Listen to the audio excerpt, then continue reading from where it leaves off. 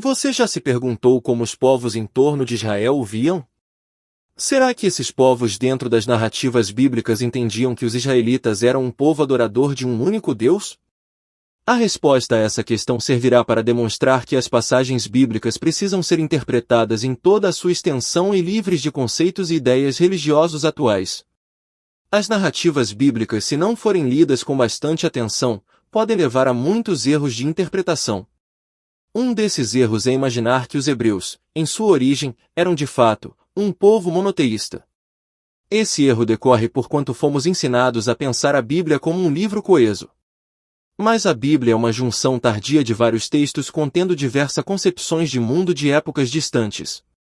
Esses textos não se comunicam entre si, mas pelo contrário.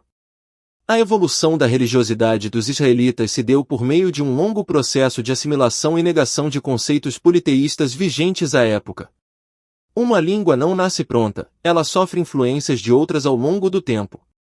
De igual modo se deu com a religião hebraica.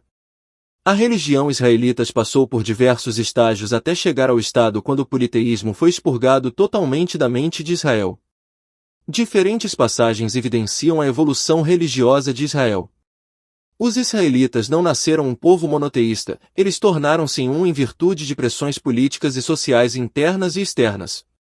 Se os israelitas fossem na origem um povo que sempre adorou um único Deus, não encontraríamos na própria Bíblia povos estrangeiros chamando-os de politeístas. Você deve estar se perguntando, como assim? Você está dizendo que os povos cananeus e outros não viam os hebreus como adoradores de um único Deus? Exatamente! Os povos em torno de Israel não os viam como um povo que adorava um único Deus. Esses povos viam Israel como um povo politeísta tanto quanto eles. E vamos provar isso fazendo uso da Bíblia. No interior de sua Bíblia há passagens que expõem a visão que outros povos tinham de Israel e de sua concepção religiosa. Uma das passagens que faremos uso é 1 Samuel capítulo 4 versos 7 e 8, em diferentes traduções. Os filisteus ficaram com medo e disseram, um Deus chegou ao acampamento dos israelitas. Ai de nós! Nunca aconteceu uma coisa assim. Ai de nós! Quem poderá nos salvar destes poderosos deuses? São os deuses que atacaram os egípcios com todo tipo de pragas, no deserto. João Ferreira de Almeida. Entraram em pânico. Os deuses vieram ao acampamento deles, disseram. Estamos perdidos. Nunca enfrentamos uma coisa assim antes. Estamos perdidos. Quem nos salvará desses deuses poderosos? São os mesmos deuses que destruíram os egípcios com pragas, quando Israel estava no deserto. Nova versão transformadora. E se atemorizaram os filisteus e disseram, os deuses vieram ao arraial. E diziam mais, ai de nós! Que tal jamais sucedeu antes? Ai de nós! Quem nos livrará das mãos destes grandiosos deuses? São os deuses que feriram aos egípcios com toda a sorte de pragas no deserto. Almeida revisada e atualizada de 1993. De acordo com a passagem, os israelitas estavam em guerra contra os filisteus. Em uma dessas ocasiões, os chefes tribais de Israel levaram a Arca da Aliança para o acampamento com o propósito de dar maior encorajamento aos guerreiros israelitas. Quando a Arca da Aliança chegou ao acampamento, os guerreiros israelitas a receberam com muito barulho e agitação. Essa agitação foi tão grande que, conforme narrado, os filisteus acharam que os deuses dos israelitas haviam chegado ao acampamento.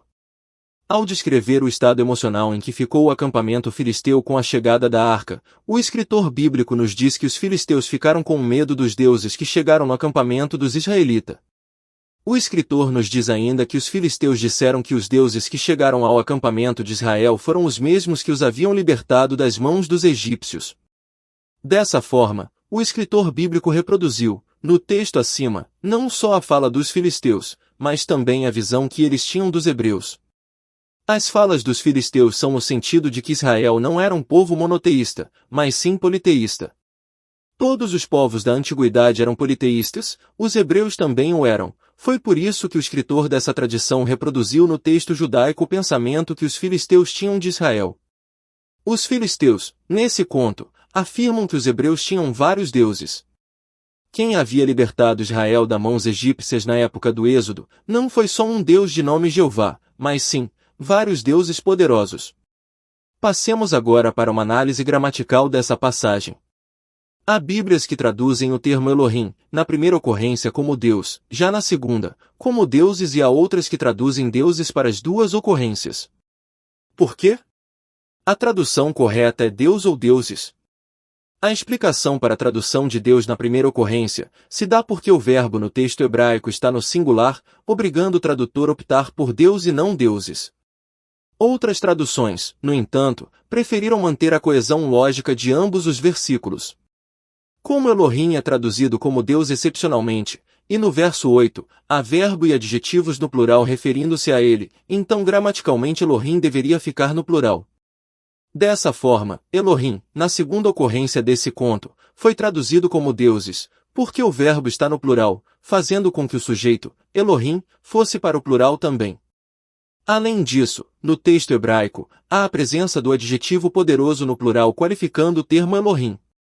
Para manter a concordância entre verbo e adjetivo no plural que orbitam em torno do substantivo comum Elohim, algumas traduções optaram por deuses.